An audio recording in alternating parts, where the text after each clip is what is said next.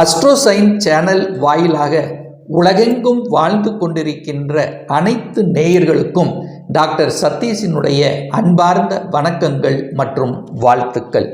Happy new year.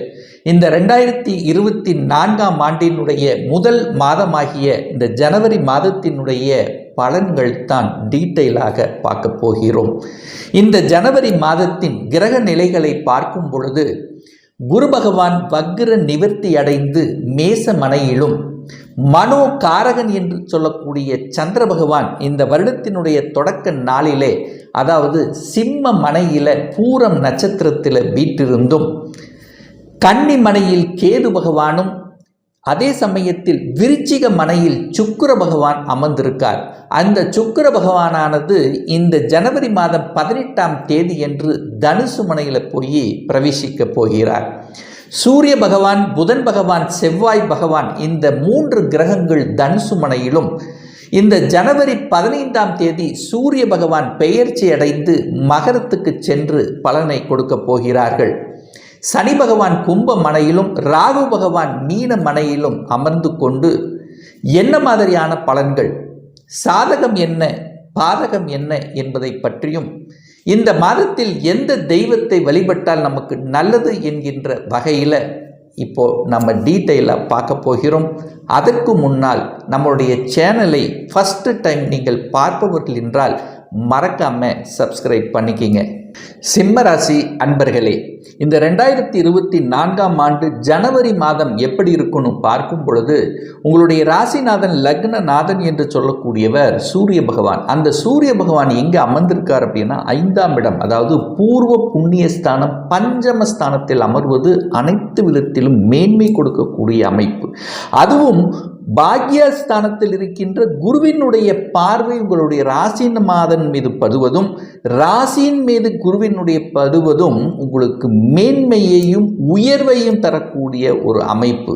அதாவது கடவுளினுடைய அனுக்கிரகம் என்பது பரிபூர்ணமாக இந்த மாதம் உங்களுக்கு இருக்கு அப்படின்னு சொல்லணும். அதாவது இந்த திரிகோண அதிபதிகள் என்று சொல்லக்கூடிய அந்த திரிகோண அதிபதிகள் என்று சொல்லக்கூடியவர் யாருன்னா சூரியன், அதாவது உங்களுடைய ராசி அதிபதி. 5ஆம் அதிபதி குரு, அதே சமயத்தில் பாக்கியாதிபதிங்கிறது செவ்வாய்.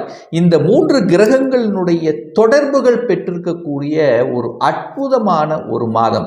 ஸோ இந்த மாதத்தில் எண்ணிய நிகழ்வுகள் அனைத்தும் ஈடேறக்கூடிய அமைப்பு. அதாவது உங்களுடைய முயற்சிகள் அனைத்தும் பலிதமாகக்கூடிய அமைப்பு, தொட்டது துளங்கக்கூடிய அமைப்பு, பெரியோர்களினுடைய ஆசீர்வாதம் கிடைக்கக்கூடிய அமைப்பு, குருமார்களினுடைய நட்புணர்வு அப்படிங்கிறது உங்களுக்கு நிச்சயமாக ஏற்படும். புதிய உறவுகள் உங்களுக்கு கிடைக்கக்கூடிய தன்மை, நண்பர்களினுடைய ஆதரவுங்கிறது இருக்கு. அப்போ உங்களுக்கு கௌரவம், சுய கௌரவம் மேலோங்கக்கூடிய ஒரு நல்லதொரு மாதமாக உங்களுக்கு அமையப்பெறுகிறது. 2ஆம் இடத்துல, அதாவது உங்களுடைய தனஸ்தானம், குடும்பஸ்தானம், வாக்குஸ்தானம் என்று சொல்லக்கூடிய அந்த 2ஆம் இடத்தில் கேது உட்கார்ந்திருக்கார். சர்ப்ப கிரகம் என்று சொல்லக்கூடிய கேது அங்கு இருக்கிறதுனால, அந்த கேதுங்கிறது ஞானக்காரகங்கிறதுனால குடும்ப உறுப்பினர்கள் பார்த்தீங்கன்னா, அதாவது இவர்கள் இப்படித்தான் அப்படிங்கிறத அறிந்து கொள்ளக்கூடிய, உணர்ந்து கொள்ளக்கூடிய ஒரு நல்ல மாதமாக தென்படுகிறது. அப்போ 2ஆம் இடத்தில் கேது இருக்கிறதுனால குடும்பத்தை பிரித்து விடுமா, அல்லது குடும்பத்தில் பிரச்சனைகளை உருவாக்கிடுமா அப்படின்னா நிச்சயமாக கிடையாது. ஏன்னா கண்ணியில் இருக்கக்கூடிய கேது உங்களுக்கு நல்லது தான் செய்ய போகிறார் அப்படிங்கிறத நீ எடுத்துக்கணும். ஆனால் என்ன, கொஞ்சம் விட்டு கொடுத்து செல்லக்கூடிய மனப்பாங்கை வளர்த்து கொள்ளணும். 3ஆம் நபர்களினுடைய குறுக்கீடு உங்கள் குடும்பத்துக்கு வராமலும், நீங்கள் மற்ற குடும்ப விஷயத்தில் தலையிடாமல் இருந்து விட்டாலே உங்களுக்கு எந்த ஒரு பாதிப்பையும் ஏற்படுத்த போவதில்லை. 3ஆம் இடம் என்பது முயற்சியை தரக்கூடிய, தைரிய வீரியத்தை கொடுக்கக்கூடிய இடம் அல்லவா. அந்த இடத்தின் அதிபதி தனக்கு 2ஆம் இடத்தில் இருக்கின்ற காரணத்தாலும், அந்த குருவினுடைய பார்வை 3ஆம் இடத்தின் மீது பதிகின்ற காரணத்தால உங்களுடைய மனமும் எண்ணமும் செயலும் சிந்தனைகளும் சிறப்பாக இருக்கக்கூடிய அமைப்பு. இசை சம்பந்தப்பட்ட, அதாவது கதை கட்டுரை சம்பந்தப்பட்ட துறையில் இருக்கின்ற அனைத்து சிம்மராசி அன்பர்களுக்கு மேன்மையும் வளர்ச்சி தரக்கூடிய ஒரு நல்ல மாதம். அதே சமயத்தில் 3ஆம் இடம் என்பது அந்த டிராவலிங் சம்பந்தப்பட்ட, அதாவது நிறைய பேர் வெளியில் டிராவல் செய்யக்கூடிய வாய்ப்புகள், அந்த டிராவலின் மூலமாக புதிய அனுகூலங்கள், புதிய ஒப்பந்தங்கள் பெறக்கூடிய வாய்ப்புகள், அரசின் மூலமாக ஒப்பந்தங்கள் கிடைக்கக்கூடிய தன்மைகள், இதெல்லாமே உங்களுக்கு சிறப்பாக இருக்கிறது அப்படின்னு சொல்லணும். 4ஆம் இடத்தில் சுக்கிரன் உட்கார்ந்திருக்கார். அப்போ சுக்கிரன் என்பது வீட்டுக்கு உரிய ஒரு கிரகம் அல்லவா? அப்போ யாரெல்லாம் வீடு வாங்கணும் என்று ஆசைப்பட்டு கொண்டிருக்கின்ற இந்த சிம்மராசி என்பர்கள் அதற்குண்டான அனுகூல மேன்மை தரக்கூடிய ஒரு நல்ல மாதம். ஒரு வண்டி வாகனங்கள் வாங்கணும், அதாவது இதுவரைக்கும் நான் ஒரு 2 வீலர் தான் வச்சிருக்கிறேன், இப்போ ஒரு 4 வீலர் வாங்கணும் என்று நெடுநாட்களாக ஆசைப்பட்டு கொண்டிருந்த உங்களுடைய ஆசை கனவுகள் நிறைவேறக்கூடிய ஒரு நல்ல மாதமாக தென்படுகிறது இந்த சிம்மராசி என்பர்கள். வீடு சம்பந்தப்பட்ட விஷயங்கள், நிலம் சம்பந்தப்பட்ட விஷயங்கள், இடம் சம்பந்தப்பட்ட விஷயங்கள், அதுக்குள்ள பிரச்சனைகள் ஃபேஸ் பண்ணிட்டு இருந்தவர்களுக்கெல்லாம் விலகக்கூடிய ஒரு நல்ல மாதம். 5ஆம் இடத்தின் அதிபதி என்று சொல்லக்கூடிய குரு பகவான் பாக்யஸ்தானத்தில் 9ஆம் இடத்தில் இருப்பது மேன்மை தரக்கூடிய அமைப்பு.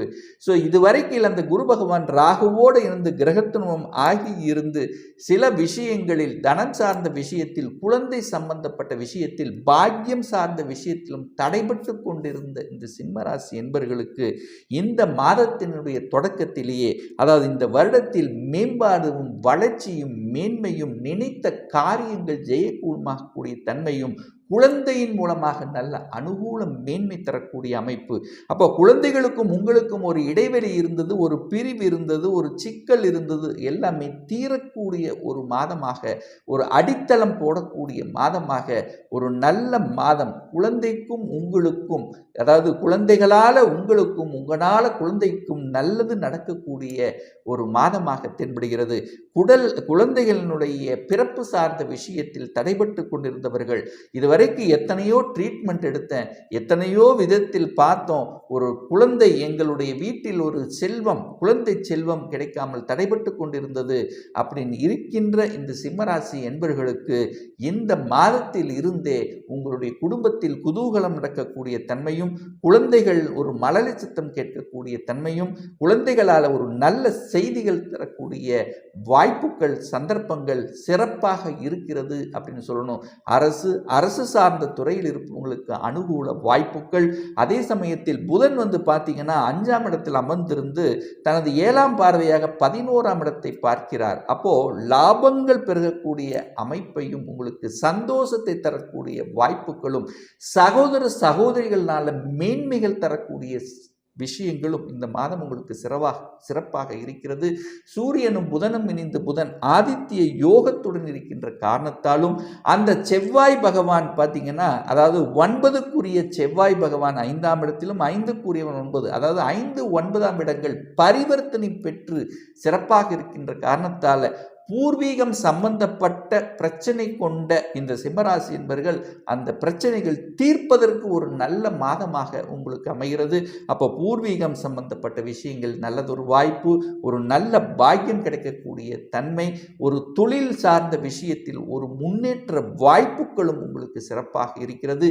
அதிர்ஷ்டம், இதுவரைக்கும் எனக்கு அதிர்ஷ்டமே இல்லையே, எனக்கு எதை எடுத்தாலும் தடைபட்டு கொண்டே போகிறதே, எனக்கு அதிர்ஷ்டமே இல்லை என்று நினைத்து கொண்ட சிம்மராசி அன்பர்களுக்கு அதிர்ஷ்டம் கிடைக்கக்கூடிய ஒரு நல்லதொரு மாதமாக தென்படுகிறது. 6க்குரியவன் 7ஆம் இடத்தில் உட்கார்ந்திருக்கார். அப்போ 6ஆம் இடம் என்பது கடன், நோய் எதிர்ப்பு, பகையை தரக்கூடிய இடம் அல்லவா? அப்போ இதுவரைக்கும் ஒரு கடனையை கட்டி கொண்டிருந்தேன், இஎம்ஐக்கே சரியா போயிட்டு இருந்தது, அப்போ கடன் நம்முடைய கழுத்தை நெரிக்கிறது என்று இருக்கின்ற இந்த சிம்மராசி என்பர்களுக்கு கடனை அடைப்பதற்கான சாத்தியக்கூறுகள் உங்களுக்கு தென்படும். அதாவது உங்கள் குடும்ப உறவுகள்னாலவோ, அல்லது மனைவியின் மூலமாகவோ, கணவனுடைய வர்க்கம் மூலமாகவோ ஏதாவது ஒரு நல்லதொரு நிகழ்வு நடக்கக்கூடிய தன்மைகள், இதுவரைக்கும் ஒரு விற்காமல் இருந்த சொத்து விற்று அதை கட்டக்கூடிய தன்மைகள். ஸோ இது எல்லாமே உங்களுக்கு சிறப்பாக இருக்கிறது. ஆனால் இந்த மாதம் 15ஆம் தேதிக்கு அப்புறம் பார்த்தீங்கன்னா சூரியன் 6ஆம் இடத்துல போய் அமர்கிறார். அப்போ உங்கள் ராசி அதிபதி 6ஆம் இடத்துல போய் மறையும் போது கோபங்கள், ஆக்ரோஷங்கள் அதிகமாக வரும். உஷ்ணம் சம்பந்தப்பட்ட சின்ன சின்ன தொந்தரவுகள் வருவதற்கான வாய்ப்புகள். தந்தையினுடைய உடல்நலம் சார்ந்த விஷயத்தில் கொஞ்சம் கவனம் எடுத்துக்கொள்வது உங்களுக்கு சிறப்பு. 7ஆம் இடத்தில் சனி பகவான் அமர்ந்து கொண்டு உங்கள் ராசியை பார்க்கிறார். அப்போ கொஞ்சம் மந்தத்தன்மை, கொஞ்சம் டல்லானமான இருக்கக்கூடிய தன்மை. கணவன் மனைவி 2 பேரும் செட்டில் ஆகக்கூடிய வாய்ப்புகள். இதுவரைக்கும் ஒரு தொழிலில் செட்டில் ஆகலை, ஒரு வேலையில் செட்டில் ஆகலை, ஒரு நல்ல வேலை அமையலை அப்படின்னு இருந்தவர்களுக்கும், அல்லது சமூகத்தில் பார்த்தீங்கன்னா அதாவது சமூக சேவையாற்றுவதற்கும் ஒரு உன்னதமான ஒரு மாதமாக உங்களுக்கு அமைகிறது. 8ஆம் இடத்தில் ராகு பகவான் உட்கார்ந்திருக்கார். அப்போ ராகு 8ல் இருக்கும்போது ஒரு சிலருக்கு வெளிநாட்டு சம்பந்தப்பட்ட வாய்ப்புகள் உங்களுக்கு கிடைக்கக்கூடிய தன்மைகள். நான் வெளிநாட்டிலே போய் வேலை பார்க்கணும், வெளிநாட்டில் செட்டில் ஆகணும் அப்படின்னு நினைத்து கொண்டிருக்கின்ற இந்த சிம்மராசி என்பவர்கள் அதற்கு உண்டான வாய்ப்புகள் உங்களுக்கு நிச்சயமாக அமையும். 9ஆம் இடத்தில் குரு பகவான் அமர்ந்திருக்கார், பாக்யஸ்தானத்தில் இருக்கார். ரிசர்ச் சம்பந்தப்பட்ட துறையில் தொய்வாகி கொண்டு இருந்தது, ஒரு ரிசர்ச் கம்ப்ளீட் பண்ண முடியல, அதாவது புதிதாக தேடுதல்கள் இருக்கிறேன், அதில் தடைபட்டு கொண்டு இருந்தது அப்படின்னு இருக்கிறவர்களுக்கெல்லாம் அதாவது இந்த மாதம் நிச்சயமாக உங்களுக்கு ஒரு சொல்யூஷனை கொடுக்கக்கூடிய தன்மை. வெளிநாட்டில் சென்று படிக்கக்கூடிய அனுகூலங்கள், ஆதாயங்கள், உயர்கல்வி படிக்கக்கூடிய யோகங்கள் எல்லாம் சிறப்பாக இருக்கிறது. 10ஆம் அதிபதி 4ஆம் இடத்தில் அமர்ந்து கொண்டு தனது பார்வையை 10ஆம் இடத்தில் பார்க்கின்ற காரணத்தால் ஒரு நல்ல வேலை, படித்த படிப்புக்குண்டான வேலை இல்லையே, அதை ஏதோ ஒரு வேலை செஞ்சிட்டு இருக்கிறானே, இந்த வருடமாவது ஒரு நல்ல மாற்றம் நமக்கு கிடைக்குமா, ஒரு வேலையில் ஒரு முன்னேற்றம் கிடைக்குமா என்று இருக்கின்ற சிம்மராசி என்பவர்களுக்கு நீங்கள் நினைத்தவாறே ஒரு நல்ல மாற்றங்கள் கிடைக்கக்கூடிய ஒரு நல்ல மாதம். உங்களுடைய மேலதிகாரிகள் உங்களுக்கு புரிந்து கொள்ளக்கூடிய தன்மை. அரசு சார்ந்த விஷயத்தில் இருப்பவர்களுக்கு திடீர் மாற்றங்களும் ப்ரமோஷன் கிடைக்கக்கூடிய வாய்ப்புகள் சிறப்பாக இருக்கு. 11ஆம் இடத்தின் அதிபதி என்று சொல்லக்கூடிய அந்த புதன் பகவான் 5ஆம் இடத்தில் அமர்ந்து கொண்டு 11ஆம் இடத்தை பார்க்கறதுனால இத்தனை நாள் நான் எத்தனையோ பிரார்த்தனை பண்ணியிருந்தேன், எனக்கு ஒரு நல்ல ஒரு மாற்றங்கள் வேண்டும், நாங்கள் எண்ணிய விஷயங்கள் ஜெயமாகணும், ஒரு நல்ல மகிழ்ச்சி சந்தோஷம் கிடைக்கணும் என்று வேண்டிக் கொண்டிருந்தவர்களுக்கெல்லாம் ஒரு நல்ல செய்தி கிடைக்கக்கூடிய தன்மைகள் இந்த மாதம் உங்களுக்கு சிறப்பாக இருக்கிறது அப்படின்னு சொல்லணும்.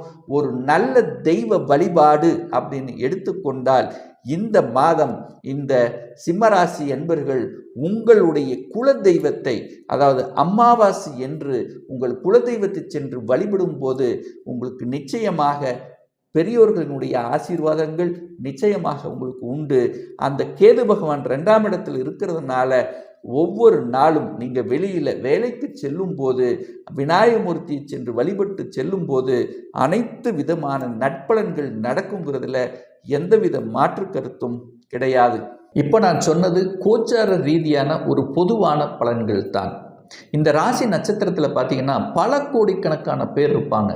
ஒவ்வொருத்தரும் டிஃப்ரெண்ட், ஒவ்வொருவருடைய ஜாதகமும் வேறுபடும், ஒவ்வொருத்தருடைய கிரக அமைப்புகளும் வேறுபடும், தசா புத்திகளுக்கு தகுந்த மாதிரி பலன்கள் வேறுபடும்.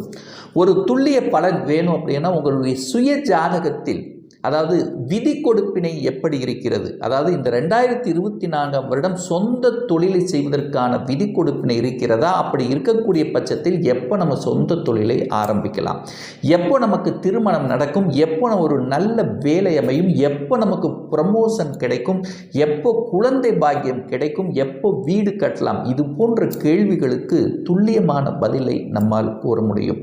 ஒரு பர்சனல் கன்சல்டேஷன் எடுத்துக்கணும், ஒரு சுய ஜாதகம் பார்க்கணும் என்று விருப்பமுடைய அன்பர்கள் டிஸ்பிளேயில் தெரியக்கூடிய நம்பருக்கு வாட்ஸ்அப் மூலியமாகவோ ஃபோன் கால் மூலியமாகவோ தொடர்பு கொண்டு அப்பாயின்மெண்ட் பெற்றுக்கொண்டு கன்சல்டேஷன் எடுத்துக்கலாம். இந்த பதிவு உங்களுக்கு பிடித்திருக்கும் என்று நினைக்கிறேன். பிடித்திருந்தால் லைக் பண்ணுங்கள், கமெண்ட் பண்ணுங்கள், உங்கள் நண்பர்களுக்கும் உறவுகளுக்கும் ஷேர் செய்யுங்க. நம்ம சேனலை ஃபஸ்ட்டு டைம் நீங்கள் பார்ப்பவர்கள் என்றால் மறக்காமல் சப்ஸ்கிரைப் பண்ணிக்கிங்க. பக்கத்தில் இருக்கின்ற பெல் பட்டன் மற்றும் ஆல் நோட்டிஃபிகேஷனை கிளிக் பண்ணும்போது நான் போடக்கூடிய அடுத்தடுத்த பதிவுகள் உங்களுடைய நோட்டிஃபிகேஷனில் வந்து சேரும்.